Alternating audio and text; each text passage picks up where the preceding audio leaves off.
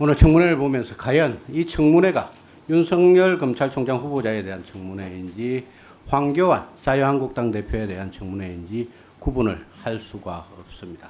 그만큼 우리 황교안 당대표께서 국민들 사이에 인기가 좋은 모양입니다. 이렇게 흠집내는데 주력하는 걸 보니까요. 우선 박주민 의원께서 김용철로부터 황교안 대표가 삼성으로부터 금품 수수한 듯한 취지의 말씀을 했습니다. 이 부분에 대해서는 이미 두 차례에 걸쳐 사법적 판단이 내려진 부분입니다. 여러분들께서도 잘 아시는 것처럼, 그리고 총장 후보께서도 잘 아시는 것처럼 이러한 사실을 언론에 공포한 노회찬 전 의원은 명예훼손으로 징역형을 선고받고 의원직을 상실한 바 있습니다.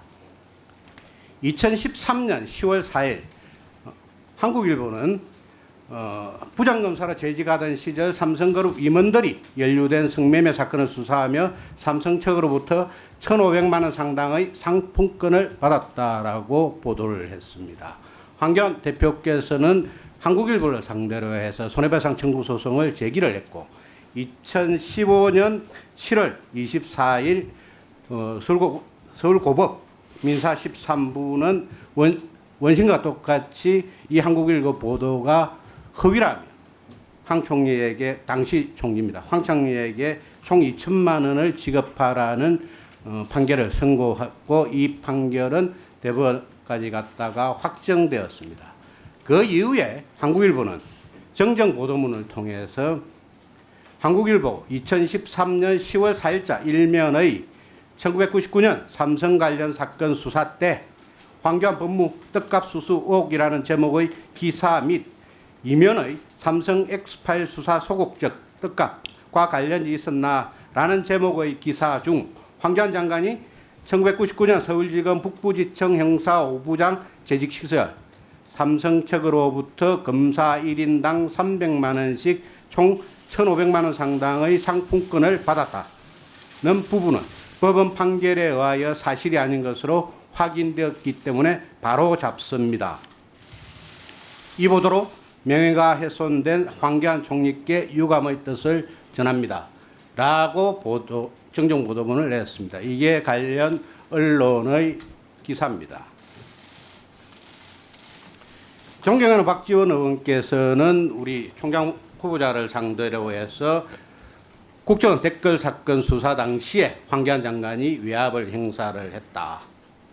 조영권, 황교안은 부당한 지시를 한 장본인으로서 국민 앞에 책임을 져야 한다라는 취지로 말씀을 하셨습니다. 원시현 전 국정원장에 대한 소위 국정원 댓글 사건에 대하여 검찰은 2013년 4월 경찰에 대해서 공직선거법 위반 부분은 혐의 없음 의견으로 송치하라고 지시한 바 있습니다. 후보자님, 맞죠? 아마 그렇게 된 것 같습니다. 예. 이러한 혐의 없음 송치 지휘는 당시 대검찰청 공안이과장이던 박형철 현 반부패 비서관이 주도했습니다. 이 사건이 2013년 4월 18일 검찰로 송치되자 당시 검찰은 후보자를 수사팀장으로 그리고 중앙지검 공공행사수사부장이던 박형철 부장을 부팀장으로 한 특별수사팀을 구성을 했습니다. 특별수사팀은 국가정보원 등에 대한 압수수색을 실시한 후에 40여일 만에 원세훈 전 원장 등에 대해서 당초의 의견을 번복해서 국정원법 위반뿐만 아니라 공직선거법 위반으로도 기소하겠다고 대검 및 법무부에 보고를 하게 됩니다. 위 보고 후에 대검과 법무부는 두 가지 쟁점에서 논의를 한 것으로 알려져 있습니다. 원세훈 원장의 행위를 과연 박근혜 새누리당 대통령 후보를 위한 선거운동으로 인정할 수 있느냐. 그리고 두 번째는 원세훈 원장이 직원들에게 선거운동을 하도록 지시한 사실을 인정할 수 있느냐는 것이 쟁점이었습니다. 이러한 논란은 첫째, 검찰이 선거법 위반죄에 대해서 혐의가 인정되지 않는다는 당초 의견을 번복을 했고 수사 과정에서 확인된 선거운동성 게시글이 총 73건에 불과했기 때문에 과연 국정원 직원들의 조직적 행위라고 볼 수 있느냐는 것이 그런 의문이 제기될 수밖에 없었고 이는 수사팀이 자초한 것이었습니다. 이로 인해서 1심에서는 선거법 위반죄에 대해서 무죄가 선고되었고 항소심에서 유죄가 선고된 것은 기소 후 추가 수사 과정에서 많은 댓글들을 찾아내 공소장 변경을 했기 때문입니다. 당시 검찰이 원세훈 원장이 직원들에게 선거운동을 지시하였다는 근거로 내세운 것은 원세훈 전 원장의 직원들을 상대로 한 전 부서장의 지시 강조 말씀 12건입니다. 그중 2012년 총선 이후 지시 강조 말씀의 3건, 새누리당의 대통령 후보 확정 후에 이루어진 것은 1건에 불과했습니다.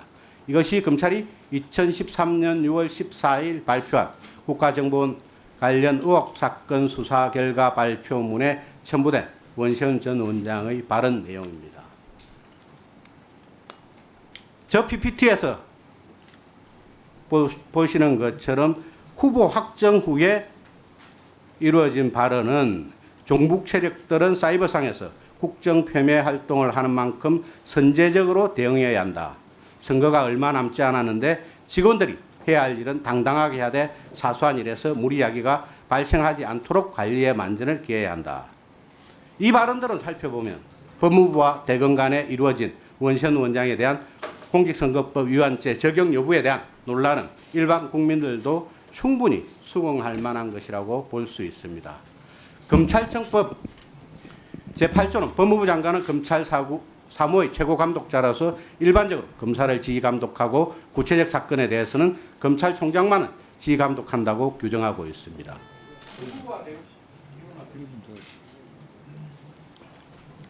이런 법무부와 대검 간의 논의는 법무부 장관의 검찰총장에 대한 지휘감독권 행사를 보좌하기 위한 행위였습니다. 이를 법무부 장관의 수사팀에 대한 압력으로 볼 수는 없습니다. 더구나 당시 법무부는 수사지휘권을 행사하지도 않았습니다.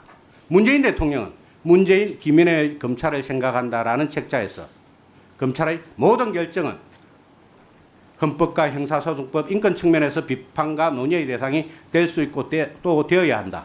이것을 법제화한 것이 법무부 장관의 지휘감독권이다. 법무부 장관이 헌법과 인권의 기초에 직권을 행사하는 것은 당연한 권한이다. 민주적 정당성을 갖는 정치 권력의 민주적 통제의 일환이다. 라고 적고 있습니다. 그러므로 법무부와 대검의 논의 과정을 검찰 수사에 대한 장관의 외압 행사라고 볼 수 없습니다. 설사 그 논의가 보름 동안 계속되었다 하더라도 마찬가지입니다.